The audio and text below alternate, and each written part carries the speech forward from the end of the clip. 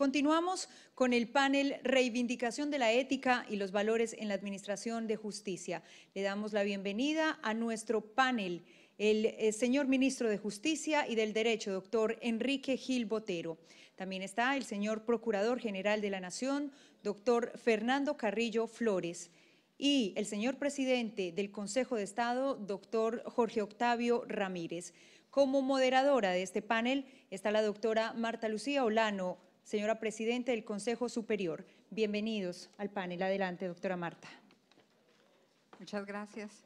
Buenas tardes para todos. Lamento haber interrumpido un poco, un tiempito del almuerzo de ustedes. El postre lo vamos a tener acá en este panel. Entonces, es para el Consejo Superior de la Judicatura motivo de gran orgullo tener unos panelistas de la importancia que están hoy acompañándonos acá en el Consejo Superior, el señor Ministro de Justicia y del Derecho, el doctor Enrique Gil, el señor Presidente del Consejo de Estado, el doctor Jorge Octavio Ramírez, y qué decir del señor Procurador General de la Nación. Personas todas que sabemos están plenamente comprometidas con el eje central de este conversatorio por la integridad y la transparencia del Poder Judicial en la parte de ética judicial, de ética administrativa y de ética con el país. Ese es el compromiso de todos los que estamos aquí también presentes y por eso quiero pedir un gran aplauso para estos panelistas que nos acompañan.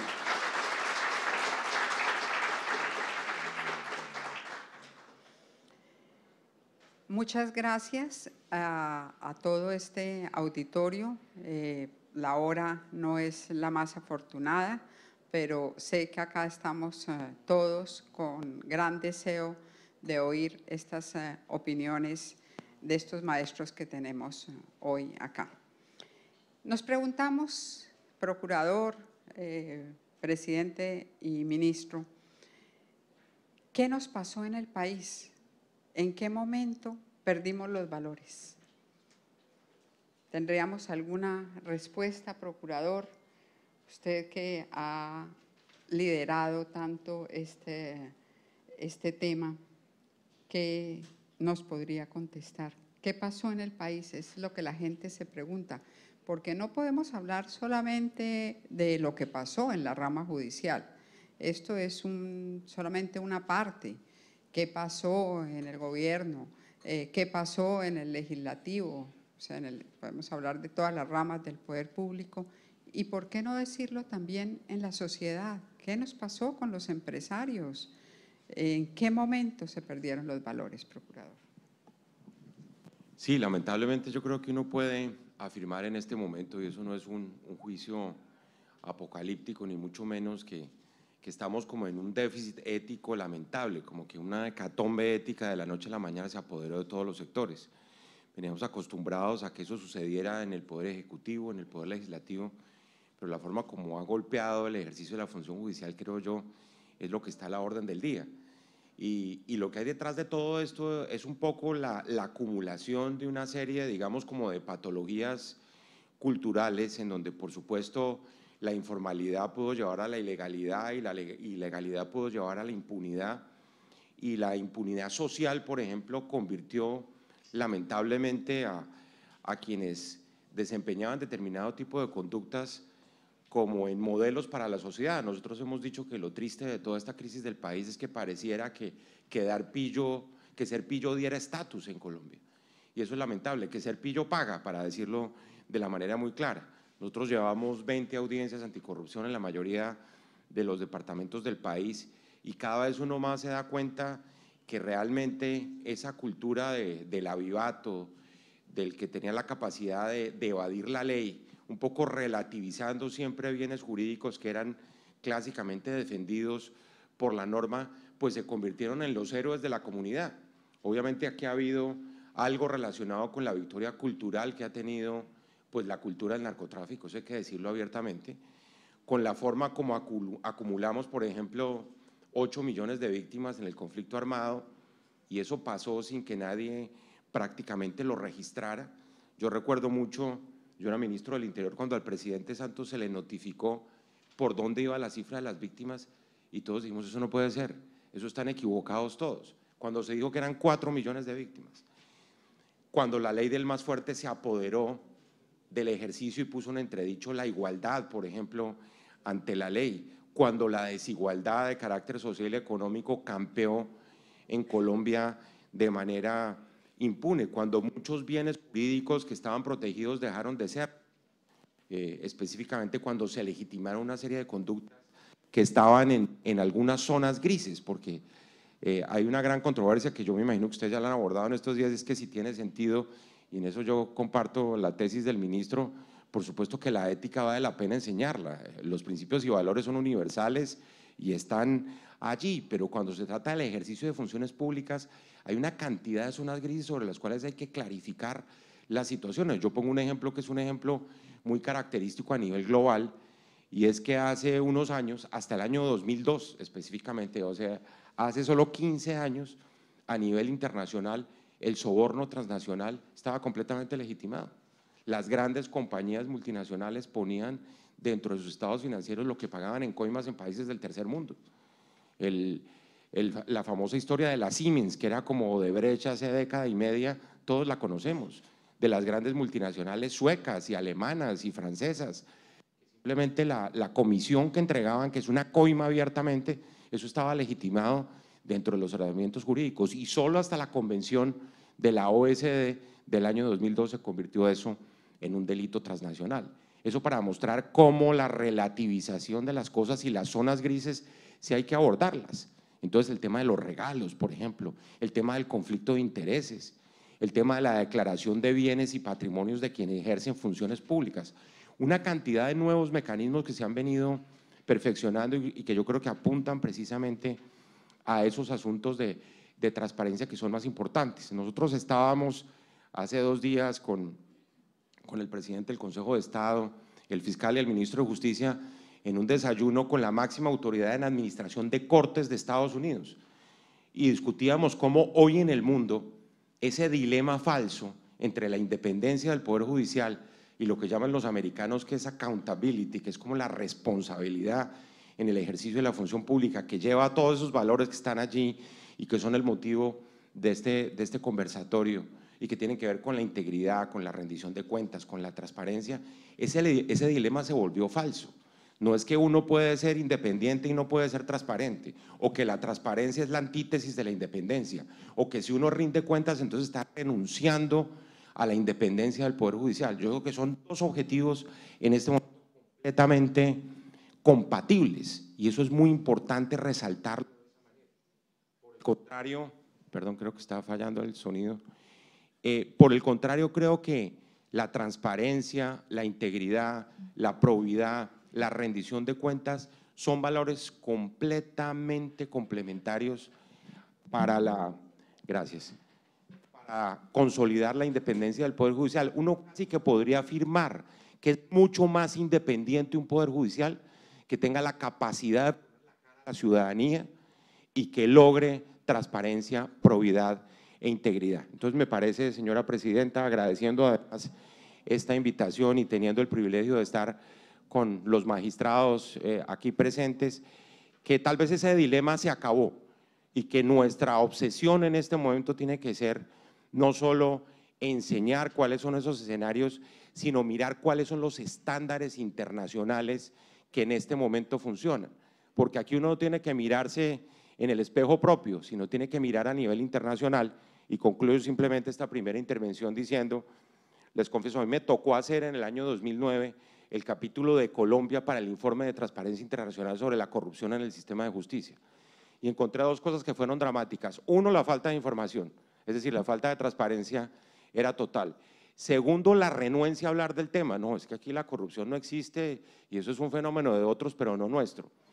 Y tercero, la imposibilidad, como siempre sucede con un estudio científico, de llegar a conclusiones para hacer recomendaciones simplemente por la ausencia de evidencia empírica. Yo creo que esa es una fase que tenemos que pasar, y creo que este es un momento de una gran responsabilidad histórica, sobre todo para enviar señales en el sentido de que aquí tiene que haber sanciones ejemplares, de que aquí las instituciones funcionan, porque al fin y al cabo, si las instituciones no funcionan, nos vamos a ver abocados al populismo, nos vamos a ver abocados al autoritarismo que siempre saca las orejas cuando las instituciones demuestran su ineficacia para mostrar resultados. Y yo creo que parte de todo este ejercicio que estamos haciendo todos los que estamos vinculados al sector justicia, en el sentido de tener esa visión transversal, de que a todos nos compromete en últimas ese bien público, pues tenemos es que mostrar resultados para que las instituciones, una vez más, en la historia de este país, demuestren que son superiores a las dificultades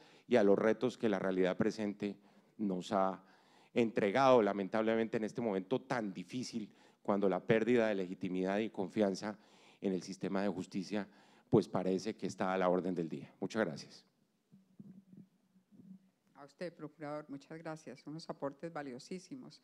Si miramos entonces nuestro logo de ética judicial, donde hablamos de integridad, de transparencia, parece que nos hubiéramos puesto de acuerdo con el señor procurador para haberlo hecho con todos estos elementos que deberemos tener muy en cuenta, y los invito a que este logo que hemos diseñado para esta reivindicación de la ética y los valores y este conversatorio lo tengamos muy presente.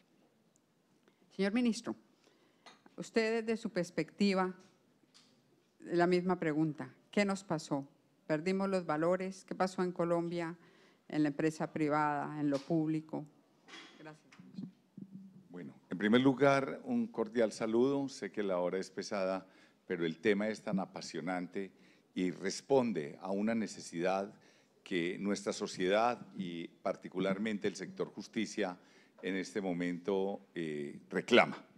Yo creo que hay una reflexión muy importante y es hablar en términos generales sobre los valores y luego la aplicación de la ética a la justicia. Gabriel García Márquez señala una cosa que es un punto de reflexión tan importante como esto en un artículo titulado Apuntes para un nuevo debate sobre drogas, y señala lo siguiente: una droga más perversa que las otras se introdujo en la cultura nacional: el dinero fácil, que ha fomentado la idea de que la ley es un obstáculo para la felicidad, que no vale la pena aprender a leer y a escribir, que se vive mejor y más seguro como sicario que como juez. En fin, el estado de perversión social propio de toda guerra. Eso nuestro Nobel lo puntualiza y yo de allí quiero sacar varias enseñanzas. Esta crisis que estamos viviendo y donde ahora vemos que se acallaron los fusiles, nos permite ver en todo su esplendor la miseria moral a la que estamos reducidos. ¿En qué medida? En que el vuelco cultural al que estamos abocados necesita verdaderamente un choque de impacto. ¿Por qué? Porque hay la necesidad de un cambio en el esquema de valores a través de una ética de los ciudadanos que no aspire a que su carrera profesional se reduzca a la acumulación de capital por encima de cualquier cosa, incluso de la ley. Ante esta crisis de valores como la que vivimos y que permea todos los ámbitos de la sociedad, el rescate y la reivindicación de una ética y de una moral, pero no la moral decimonónica, no la moral de negativa, de no desear, sino una moral donde lo colectivo prime sobre lo individual. Hoy vemos que la verdadera concepción del derecho tiene que tener implicaciones no solamente de moral y de ética, como quiera que todas tres regulan la conducta humana. Esa exclusión que se nos enseñó hace años de que había una justaposición entre moral, ética y derecho, está mandada a recoger. Los filósofos contemporáneos, Dworkin, Alexis, todos hablan de moral, ética y derecho como reguladores de la conducta humana. La moral no es la moral mojigata o escolástica.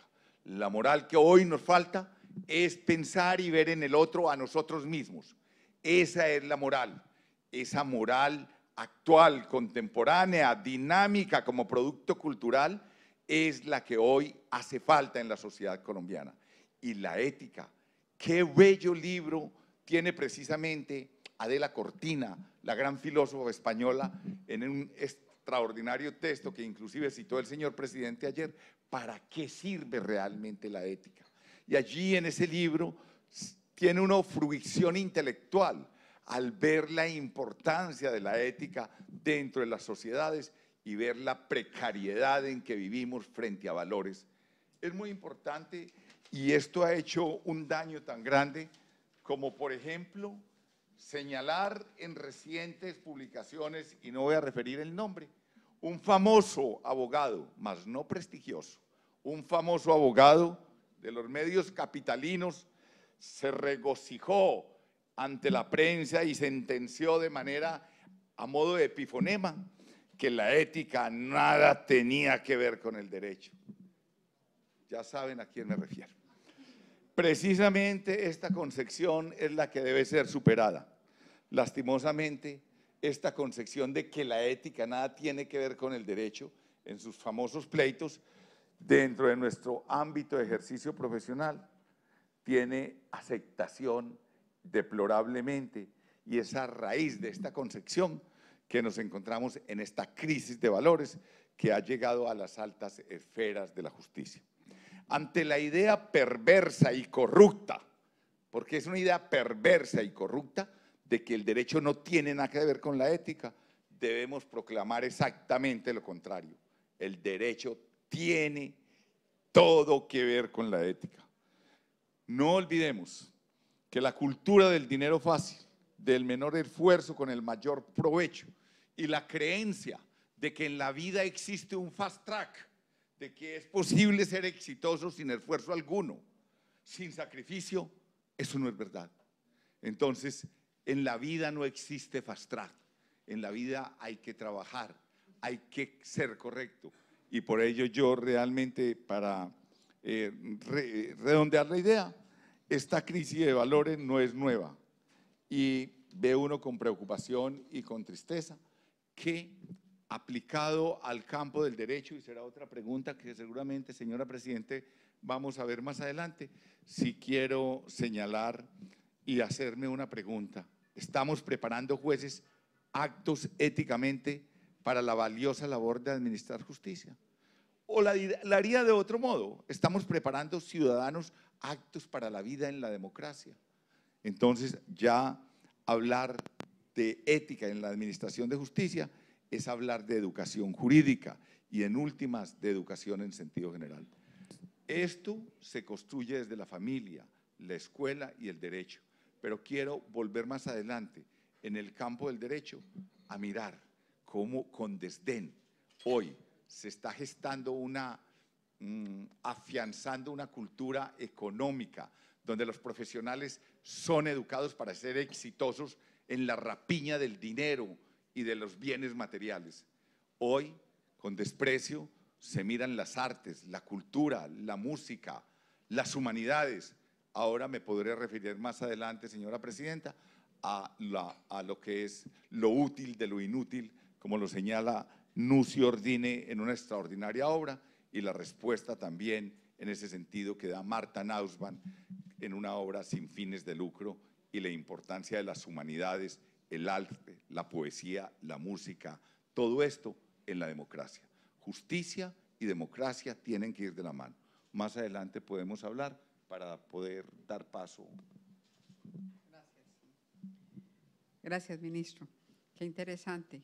Nos abre otro espacio que tendremos entonces el gusto de disertar con usted. Señor presidente del Consejo de Estado, ¿qué opina usted al respecto? Muchas gracias, doctora Marta. Yo creo que los que me antecedieron en el uso de la palabra identificaron cuál es la causa de esta crisis, porque yo creo que corrupción ha habido toda la vida, pero en realidad hoy digamos, es más evidente esa corrupción. Y yo quiero volver sobre esta idea que mencionaban tanto el procurador como el ministro, la cultura del narcotráfico y la cultura de la riqueza fácil, lo que nos tiene en esta crisis generalizada. Yo una vez en Medellín me impactó mucho algo que sucedió en uno de los barrios de Medellín. Se fue la policía a capturar a un jefe de una banda y tuvieron que ir con el ESMAD, porque la gente del barrio salió a oponerse a la captura del jefe de la banda. Pues eso a mí me impactó mucho, porque es que fíjense que lo que estamos mostrando es que hay una total inversión de los valores. El ejemplo a seguir, el admirado era el jefe de la banda, el que los extorsionaba, el que los vacunaba, etcétera. Eso es una cosa para mí muy preocupante, y creo que eso se refleja en que hay una generación, nosotros somos de otra, más antigua, pero hay una generación que se crió en esa digámoslo, cultura delincuencial y sicarial, que, digamos, es el que ha generado ese tipo de problemas. Y yo creo que si a eso se agrega que no hay mecanismos de control social, yo creo que la razón por la cual la corrupción aumenta es porque no hay mecanismos de control social, no hay un verdadero control social. Podrá sonar arcaico lo que les voy a decir, pero yo creo que uno de los grandes problemas se presentó, por lo menos en Colombia, y simplemente estoy haciendo un análisis descriptivo, no valorativo, cuando la moral cristiana, que era un mecanismo de control social, desapareció y no hemos encontrado una ética que la reemplace.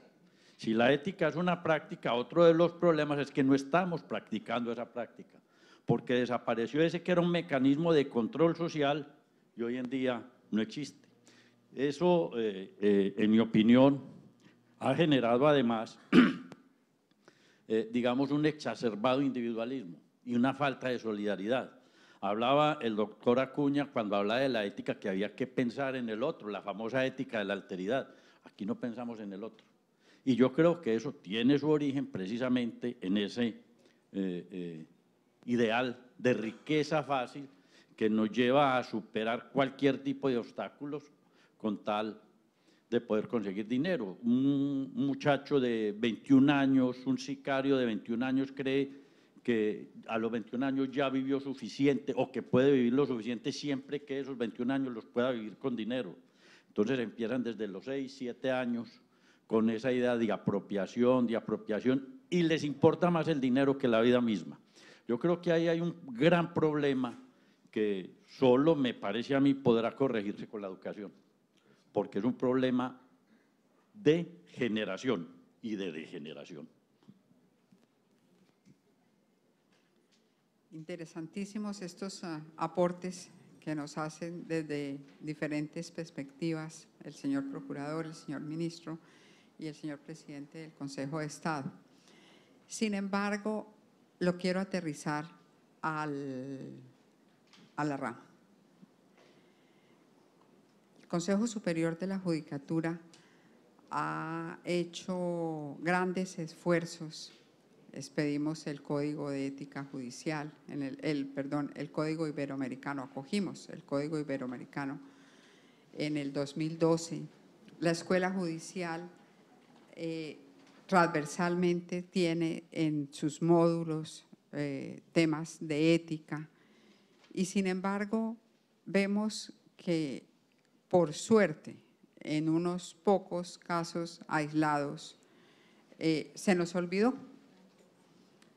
Entonces, yo sí le preguntaría a los panelistas y relevo al señor presidente del Consejo de Estado por ser juez, pero ustedes que están en otro escenario, nos cuenten desde la perspectiva de ustedes qué creen que le pasó a ese juez que juró cumplir lealmente a ese juez, a ese fiscal, a ese magistrado, no vamos a poner nombres propios, que juró cumplir lealmente la Constitución y la ley, que participó en estos módulos de la Escuela Judicial, que fue discente y que conoció la expedición de estos códigos, especialmente el Código Iberoamericano, que fue acogido con gran pompa dentro de la rama judicial, y sin embargo se olvidó ¿Qué cree usted, procurador, que pasó en esto? Sí, como siempre pasa, y yo les confieso que a veces uno llega con gran escepticismo a mirar grandes declaraciones de principios si uno no tiene un ente que sea capaz de verificar el cumplimiento de los compromisos que se ponen por escrito. Yo creo que eso es parte de todo el desafío presente. Yo recuerdo mucho, doctora Marta Lucía, de que están presentes el señor presidente de la Corte Constitucional y el señor presidente del Consejo de Estado, en la reunión de la Comisión Interinstitucional de la Rama a la que a mí me invitaron. La Procuraduría no es parte de la comisión, pero fui muy gentilmente invitado.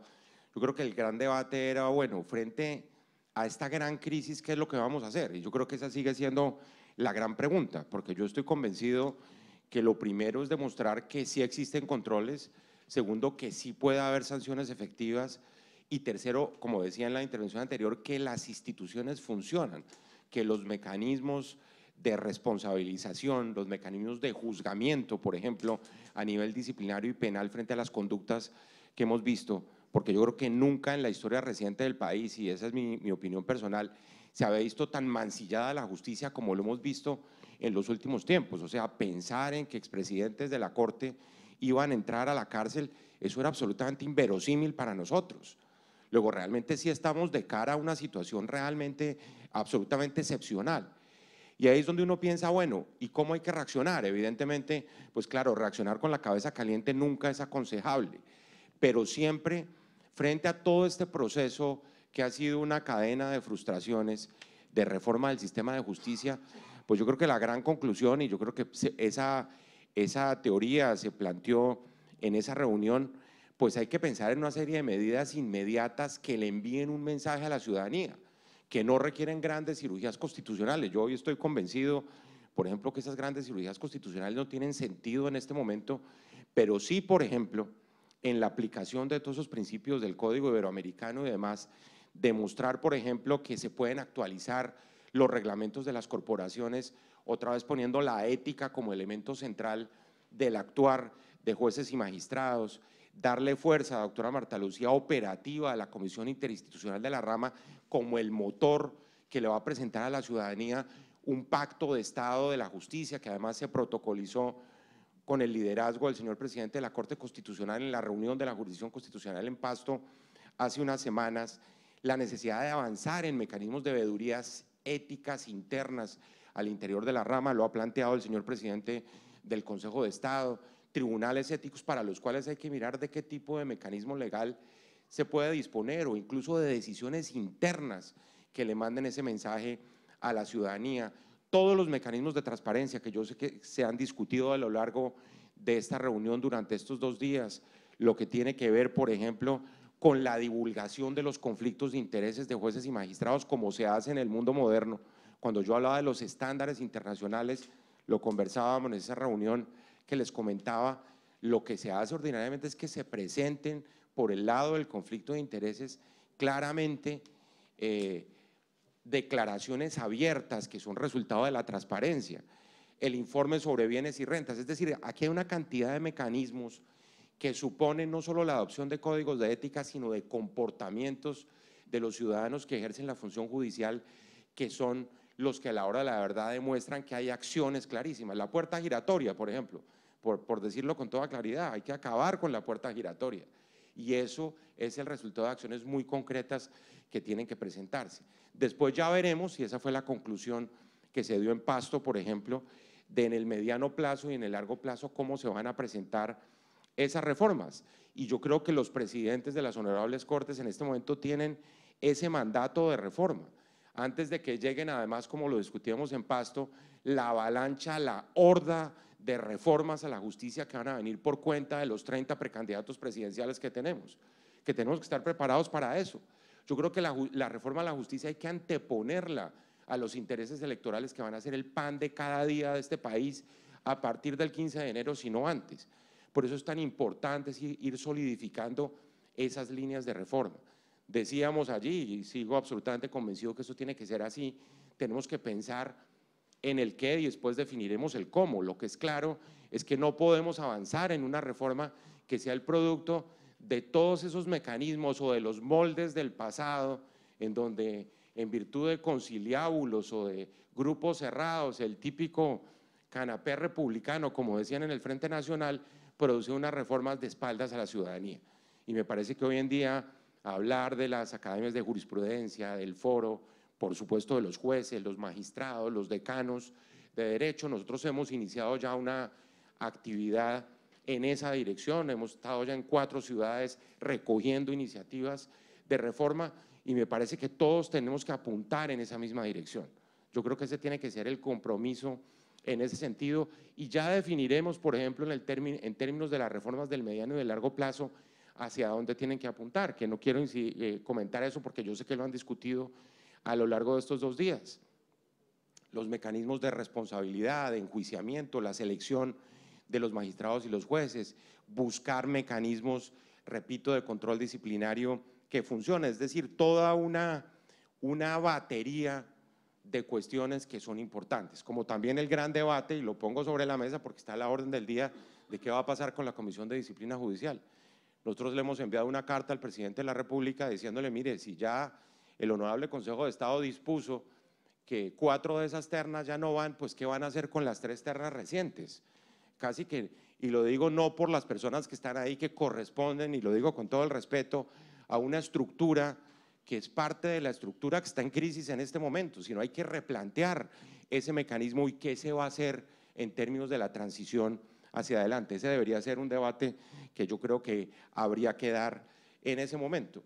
Y obviamente todo el tema de lo que representa la integridad, porque yo pienso que al fin y al cabo, como en una famosa carta de un magistrado español del siglo XVIII le decía a su hijo, que lo acaban de nombrar juez, ustedes han oído esa anécdota, le decía, es que el ejercicio de la función judicial es como la encina, que es un árbol que para arrancarlo hay que tumbarlo de raíz y no como las cañas o aquellos árboles que son totalmente vulnerables a cualquier paso del viento. Y yo creo que eso es parte de la integridad y por eso insisto en que me parece que la fortaleza del ejercicio de la función judicial viene necesariamente de su capacidad de abrirse a la ciudadanía, de ser transparente, de rendir cuentas y de obrar, por supuesto, con probidad. Y ese es un acto, creo yo, de grandeza, tiene que ser un acto colectivo que en este momento le envíe ese mensaje tan importante a la ciudadanía, porque al fin y al cabo, lo único que no podemos poner en riesgo en este momento, que les confieso es lo que más me preocupa, yo creo que la justicia ha mostrado en la historia reciente de Colombia una gran majestad y una gran potestad de resolver los grandes conflictos que se han presentado en Colombia. Eso sucedió con los carteles de la droga, eso sucedió con los paramilitares, eso sucedió con el crimen organizado. ¿Y por qué esta vez va a ser la excepción? Indiscutiblemente esta vez el árbol frondoso de la corrupción se metió dentro de la Casa de la Justicia, pero yo estoy seguro que si se toman estos correctivos y se le pone la cara a la ciudadanía, vamos a demostrar una vez más que las instituciones son capaces de prevalecer aún en esta crisis tan profunda que podemos estar experimentando. Gracias, procurador. Ministro, entonces aquí podríamos también, la misma pregunta para usted, e incluir algunos puntos de esos tratadistas que usted nos anunció que nos iría a comentar, que seguramente nos darán más luces frente a este tema. Gracias, ministro. Claro, sí, presidente. Respecto a esta pregunta tan importante, quiero hacer rememoranza de cómo en la Edad Media la imagen de Dios era la imagen del juez justo. Aristóteles señalaba que cuando los hombres están en desacuerdo, acuden ante el juez, porque ir al juez es ir a la justicia. Igualmente señalaba que todas las virtudes se encontraban en el seno de la justicia. Porque vemos que la imagen del juez desde sus inicios es la de un hombre recto, justo, virtuoso, prudente. Hoy el poder de resolver conflictos a través del derecho encarna o debería hacerlo uno de los mayores honores que pueda tener una persona en una sociedad políticamente organizada. Yo por ello, y excúseme en la franqueza, no puedo admitir que se diga que es que la mayoría de los jueces son impolutos, que solo hay 10, 50, 1. No, no debe haber ni uno. La ontología del juez es ser justo por naturaleza. No podemos dar espacio para justificar que un solo juez no cumpla con su función. Todos, absolutamente todos los jueces, por esa visión medieval, por esa visión filosófica, por esa visión de lo que encarna o debería encarnar en una sociedad políticamente organizada el juez es un privilegiado. El juez es una deidad en el sentido de tener una responsabilidad y un atributo de esta naturaleza. Por ello, yo creo, y ya paso precisamente a un aspecto que para mí es vacilar, y es que se ha discutido que la ética no se enseña, la ética se vive y se debe empezar a vivir desde la familia, nadie discute, debe empezar en la escuela también, pero no podemos con artilugios en el campo de la educación, y este es un aspecto que ameritaría un solo debate, la enseñanza del derecho y nuestra realidad. Allí hay unos aspectos que no voy a entrar sobre cómo de 177 universidades, solo 47 están altamente calificadas. Hay una serie de cosas que precisamente nos permiten. No es que la ética, porque como ha señalado el procurador, el múltiple floros, la corrupción no es un problema de normas, es un problema de principios. Y lo mismo podemos hacerlo un tertium comparatum yéndonos a la enseñanza del derecho. No es que vamos a inocular ética en los profesionales del derecho por vía intravenosa, no, es precisamente dándole cumplimiento al artículo 41 de la Constitución Política, que señala que en todas las instituciones educativas, y por ello hay que ir a la escuela, oficiales y privadas, se debe enseñar la Constitución y instrucción cívica. Y no olvidemos que en esa enseñanza de la Constitución,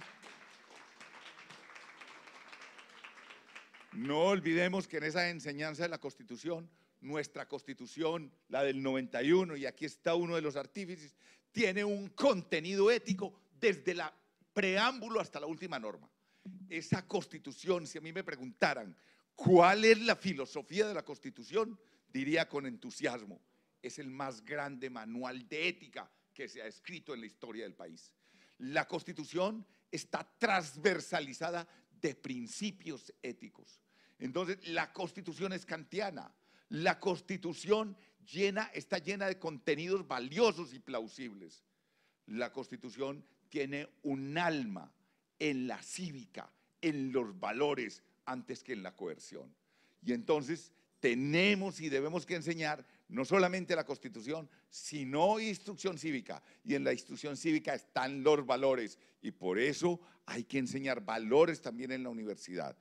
Ese es un aspecto bien importante, pero voy a pasar rápidamente a un punto específico que señala la señora Presidente, y es la reforma a la justicia.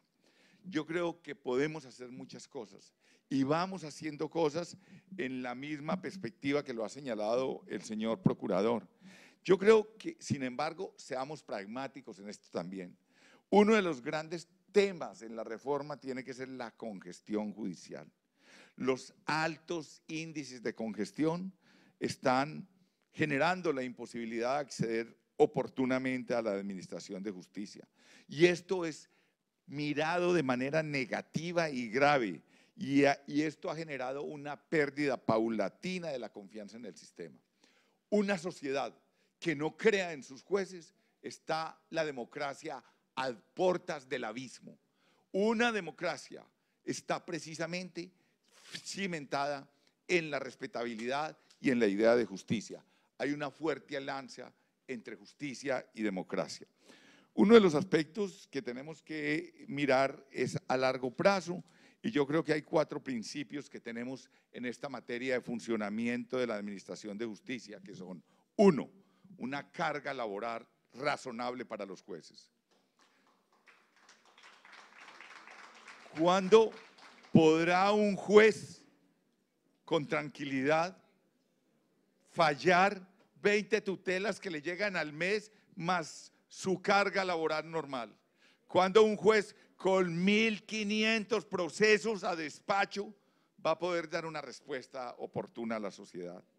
Una infraestructura y una logística suficiente, una óptima calidad de decisión y una transparencia en la descongestión. Son medidas concretas. En la creación podemos pensar en la creación de una oficina en la rama judicial encargada de hacer seguimiento continuo a la gestión de los despachos judiciales. Podemos elaborar un plan de descongestión para la jurisdicción constitucional y estamos trabajando en eso, que incluye la creación de despachos dentro de la Corte en descongestión exclusivo para las decisiones de tutela. Estamos pensando a idea y a instancias del Honorable Consejo de Estado, y hago público ese reconocimiento, en un esquema de racionalización frente al decreto 1382 de 2000, que ya está colgado en la página del Ministerio y que vamos a permitir rebajar en el Consejo de Estado la congestión por tutelas entre un 40 y un 50% mensual. No sé, señor presidente, como 300 tutelas llegan a la sección segunda semanalmente. Esto atenta contra la racionalidad, contra la lógica y contra la salud mental de los magistrados y los funcionarios.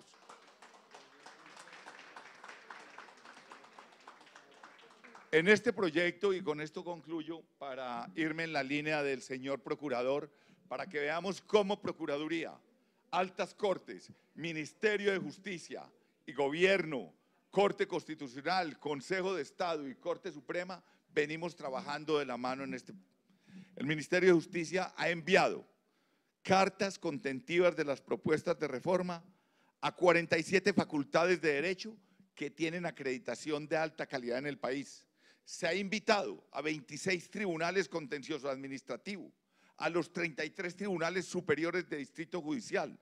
Asimismo, se extendió invitación a los presidentes de la Corte Suprema, el Consejo de Estado, el Consejo Superior de la Judicatura, Corte Constitucional, asociaciones civiles como de justicia, Corporación Excelencia y centros de investigaciones. Vemos asimismo que vamos a realizar una jornada de socialización el 31 de octubre en Bogotá, el 2 de noviembre en Barranquilla, el 9 de noviembre en Cali, el 16 de noviembre en Bucaramanga y el 30 de noviembre en Medellín. Tendremos en cuenta todos los aportes de estas grandes jornadas. Gracias. Miren estas chivas que nos ha dado hoy a este auditorio tan selecto el señor ministro. Entre esas chivas me imagino que va, señor director ejecutivo, una muy buena partida para poder implementar estas medidas.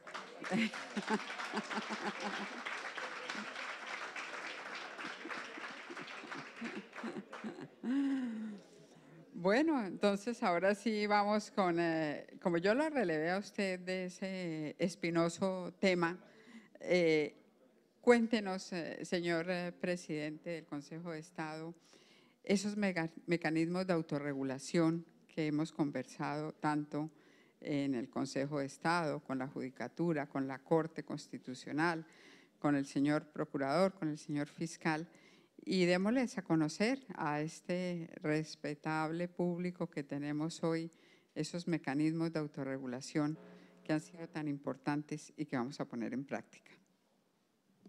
Bueno, yo creo que ayer, durante la charla que tuvimos, les conté muchas de las actividades que en ese campo viene adelantando el Consejo de Estado como corporación a través de su Comisión de Transparencia y Rendición de Cuentas.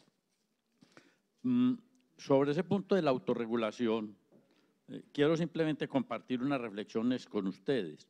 Uno de los grandes problemas, creo que en eso todos estamos de acuerdo, es que no vemos un mecanismo de control efectivo, sobre todo para los magistrados de altas cortes. Digo sobre todo para los magistrados de altas cortes porque, pues digamos, los empleados y funcionarios de la rama tienen unos mecanismos de control, procuraduría, sala disciplinaria, etcétera, que seguramente también habrá que ajustar.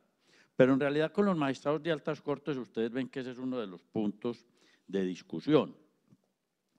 ¿Qué es lo que hemos pensado nosotros? Y cuando digo nosotros hablo del Consejo de Estado, de la Corte Constitucional, de la Corte Suprema, la misma Fiscalía y en general, digamos, todos los actores institucionales del sector justicia, que hay que buscar un mecanismo de regulación de la conducta y del comportamiento, en principio de los magistrados de altas cortes. Ese es el problema que hay que enfrentar en primera instancia, un mecanismo de autorregulación que le permita a las corporaciones poder adoptar medidas cuando alguno de sus miembros, digamos, tenga una conducta indecorosa, para hablar en términos generales. ¿Qué tipo de mecanismos? Hemos pensado en tribunales de ética que se encarguen, digámoslo, de controlar, recomendar e incluso sancionar, si fuera del caso, aquellas conductas de esos magistrados de altas cortes. Una de las críticas que se le ha hecho al Tribunal de Aforados es el costo fiscal, precisamente porque se habla de que se crea un órgano permanente para juzgar 72 magistrados de altas cortes. Hemos discutido que podían ser, esos tribunales de ética podría ser un tribunal ad hoc. Cuando digo que podría ser un tribunal ad hoc, lo que hemos dicho es que para cada caso se conformaría la sala, digamos, de ética, atendiendo el reparto entre los magistrados de altas cortes, por reparto uno del Consejo de Estado, por reparto uno de la Corte Constitucional y por reparto uno de la Corte Suprema. También hemos planteado la posibilidad de que fuera de esos tres puedan integrarse a ese tribunal ad hoc personas de la sociedad civil.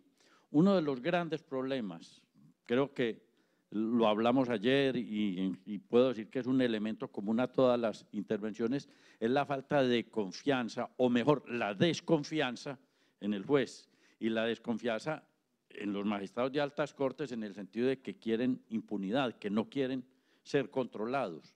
A través de esa articulación de la sociedad civil, llámense ONG, Academia Colombiana de Jurisprudencia, Facultades de Derecho, en fin, podría demostrarse que sí se quiere un control y un control efectivo, permitiendo además esa articulación, repito, con la ciudadanía, que es la que, a la que nos debemos en síntesis.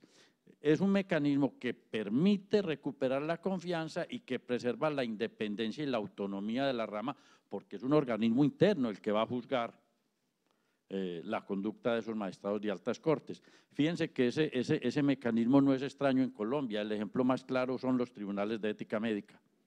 Son los tribunales de ética médica que tienen como función precisamente vigilar la conducta de los médicos y puede sancionarlos cuando faltan a sus deberes profesionales y deontológicos. Algo semejante lo hemos hablado nosotros en ese campo en materia de ética, o incluso hemos pensado que podría serlo en el mismo campo disciplinario. Ahí hay una zona gris, en mi opinión, en lo que tiene que ver con el juzgamiento disciplinario de los magistrados de altas cortes, porque se le han asignado a la Comisión de Acusaciones o se ha expandido la competencia de la Comisión de Acusaciones de una manera tal que uno no encuentra clara esas competencias. Ese tribunal disciplinario también podría hacer lo mismo e incluso podría integrarse el juzgamiento de todos los funcionarios y empleados de la rama a través de mecanismos de autorregulación como ese que le acabo de mencionar. También hemos contemplado fuera de ese tribunal, digamos, de ética, lo mencionaba en el panel pasado algunos de los expositores, tal vez la doctora Margarita Cabello, la doctora Sandra, de los comités de ética internos de las altas cortes, que puedan ejercer también una especie de papel consultor en relación con dilemas éticos que se nos presentan a todos como jueces en materia de conflicto de intereses, de publicidad, en fin, muchas de esas, vuelvo y repito, dilemas que se le presentan a uno en el ejercicio de la función judicial y sobre todo en la relación con los abogados, con las partes, con los medios, etcétera, etcétera.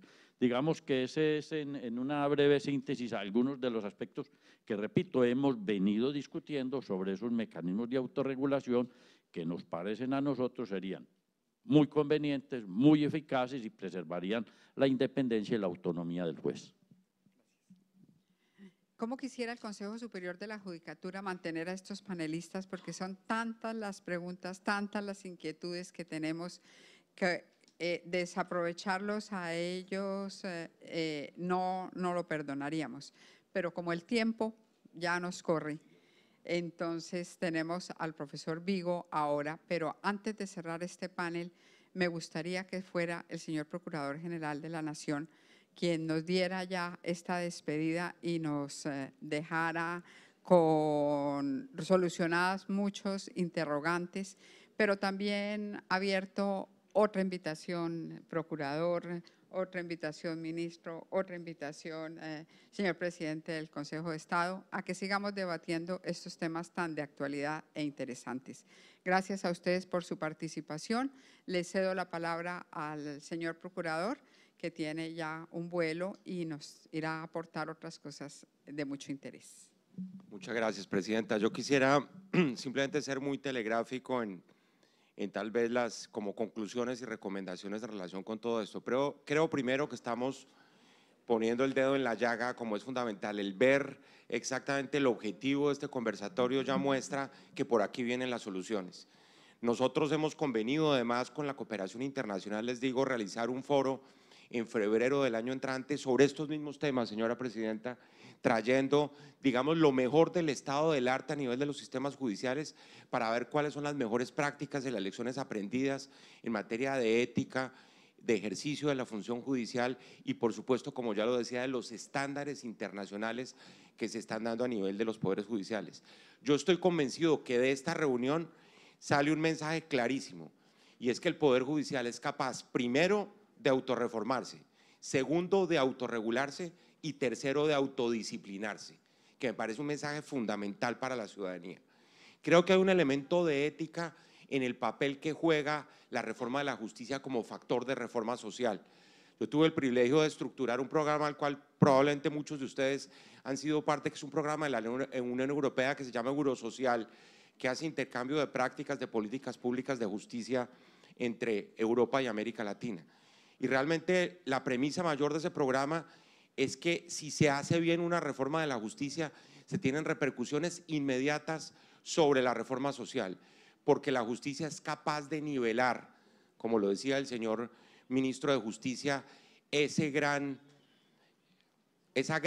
problema que tiene el sistema político en Colombia, que es una falla sísmica del problema político en Colombia, que es la desigualdad. Él lo decía mencionando precisamente a Adela Cortina. Les cuento que Adela Cortina está llegando mañana al país. Nosotros tenemos un foro de ética ciudadana en Cartagena, en el Teatro Heredia, este lunes a las 10 de la mañana, para invitarlos a los que quieran asistir, y el propósito es ese, es mirar cuál es esa ética ciudadana, resultado de lo que decían el señor presidente del Consejo de Estado y el ministro de Justicia, que está consagrada en el referente ético obligatorio más importante que tiene Colombia, que es la Constitución de 1991. Lo tercero es poder demostrar que el sistema de justicia es gobernable, es reformable, es descentralizable, una gran discusión sobre la descentralización, es eficiente y, por supuesto, existe un mecanismo sancionatorio a nivel de conductas que se salgan del redil de la probidad y de la integridad, y que, como ya lo decía, existe esa posibilidad de que sea autodisciplinable. Yo estoy convencido que esta es la verdadera hora de la reforma de la justicia. Tantos intentos frustrados nos han llevado a lo que ha sucedido, pero el hecho de que este sea el ejercicio que se ha hecho con ustedes, con los magistrados, los jueces, los funcionarios del Poder Judicial, y que Colombia esté pensando en hacer por primera vez una reforma de cara a la ciudadanía con un propósito específico, y es que salgan de aquí esas propuestas de autorreforma, porque lo otro, en lo cual creo que estamos todos de acuerdo, que sería inaceptable, es tener una vocación suicida de que venga la guillotina de una constituyente impredecible y simplemente acabe con lo que hemos logrado desde 1991. Muchísimas gracias.